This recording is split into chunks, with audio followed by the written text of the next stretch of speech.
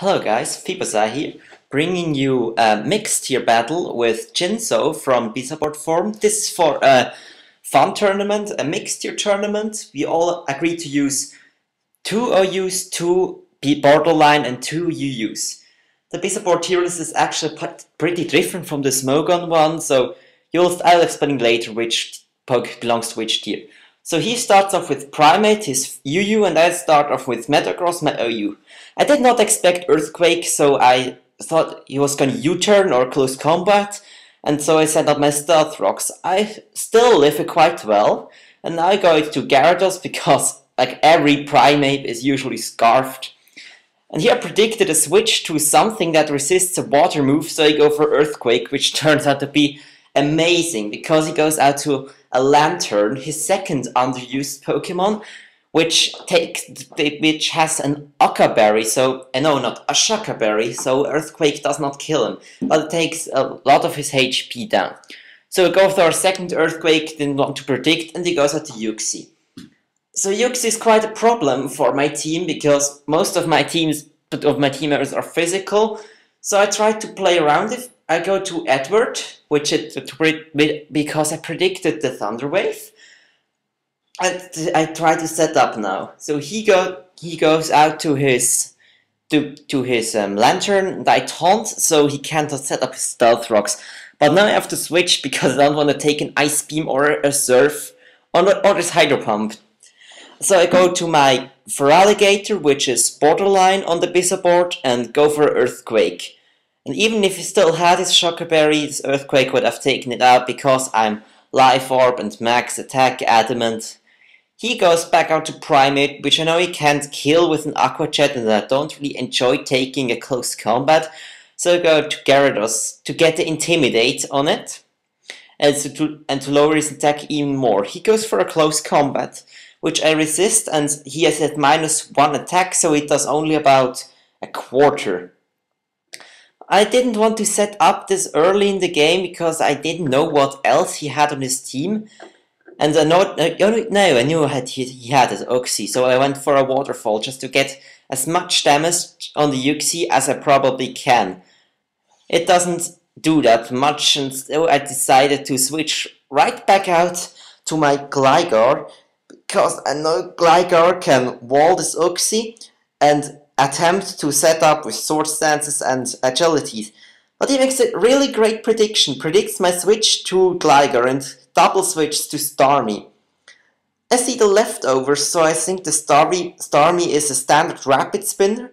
I predicted this Rapid Spinner or a Surf, so I go out to my Leaf Ninja, who resists Surf and doesn't take that much damage and will force the Starmie to switch out. So he has his Staraptor, but also Staraptor is Flying type and therefore resists my Specs Leaf Storm. It's really frail on the special side, so this Leaf Storm will almost kill it. But since no Stealth Rocks are up, I can have quite some trouble with this Staraptor. I predicted a U-turn, go out to my Gyarados to take it, which doesn't do much after Intimidate. I did not stay in because I predicted him to be Scarfed and that he would outspeed me. So he goes out to his Dragonite, another Pokemon I did not want to see. I don't have many things to counter a Dragon Dance Dragonite. I stay in, try to go for a Stone Edge, and Stone Edge misses, which is not that good for me. And here I wanted him to force to use Outrage, because this is the only move he can kill me with, so that I can go out to my Metagross, live an Outrage, and then strike back. So Gyarados dies, and now he is a Life Orb, and I just hope that Metagross can live this +1 Outrage now. And the HP, it's going down, and I live with 2. Yeah, this was really close. If this Outrage had killed, I would have lost right now, because I had nothing else that I could have done against this Dragonite. I explode, because I didn't want to miss Meteor Mash, and then lose the game because of this miss. So I sacrificed my Metagross, and so therefore the possibility to set up my Stealth Rocks again.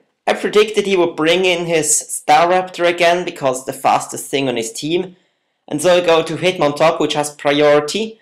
And he goes back out to Uxie, which I can't touch. And so this thing is really getting on my nerves now. I only have one thing that can kill it, and this is my Sceptile, which I can't really bring in if he's about to go for a Thunder Wave or something like this. I go out to Edward again, and hopefully get something up now. He goes back out to Staraptor, maybe attempting to kill me here, and I set up the agility. So here is a bit a crucial moment. I stay in, set up my sword stance, because I wanted him to kill me or at least attack me with a Brave Bird, so that he would die from his own recoil, because the Staraptor outspeeds everything on my team and my Hitmontop can't do anything as long as the Uxie is around. So yeah, a button pass out. Well, I didn't want to button pass out to Feraligator because Feraligator can't 1-hit KO with. My strongest move is Ice Punch, so I got to Sceptile, which is Specs. And here I just I really was hoping that this Leaf Storm would take him out, and that if he lives, he can Thunder Wave me, and then it will be much more difficult. And he lives with a little HP, maybe single digit, or it's not like my Metagross did live this outrage. So I get paralyzed, which is not good at all, because my Sceptile was also the only hope I had against the Starmie. I stay in, hoping that I would not get paralyzed and can finally kill this Uxie. So Uxie goes down, which is one threat out of the way, but he still has his Starmie, which I had to worry about. I switch out my Sceptile, go out to my Gligar as Death Order, so that he would go and U-turn. So he will go out back to his last Pokemon, Starmie, and I will go out to Sceptile. At this point, I thought that this is just a normal standard Starmie with Surf and Thunderbolt, but this one isn't. It carries Ice Beam instead of Surf. I thought I could live one attack and then kill at least one of his Pokemon with a Specs Leaf Storm, but this didn't happen, and now I'm in a really bad position. I only have my Hitmontop and my Feraligator left, and I'm pretty sure Feraligator can't live a Thunderbolt.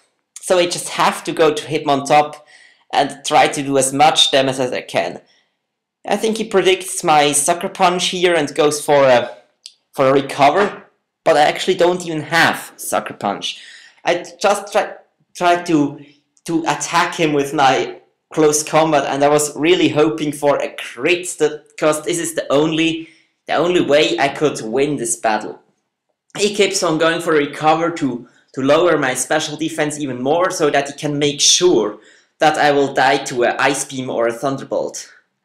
But here, as you see, I get a crit. And after his crit, this battle is pretty much over. Because I can kill now his Starmie off with a Mach Punch, and his last Pokemon, Primeape, won't be able to survive a Fake Out and a Mach Punch, and especially not if he locks himself into close combat, so that his defense will be lowered each time he uses it.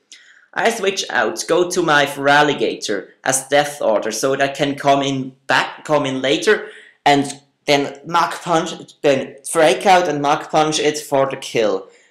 I live the close combat quite well, and I'm able to get off an Aqua Jet. I don't think I'm in Torrent range yet, but it still does a nice chunk after the defense drop from close combat. He kills off my Feraligator, but this does not save me, because I still have my Hitmontop with Fake Out, Mach Punch, which can kill him. So it was a good game. I'm really sorry for this hacks, but it was just a fun tournament. Now, with this victory, I'm now onto the quarterfinal, and I hope I will be able to upload this quarterfinal pretty soon. So see you next time.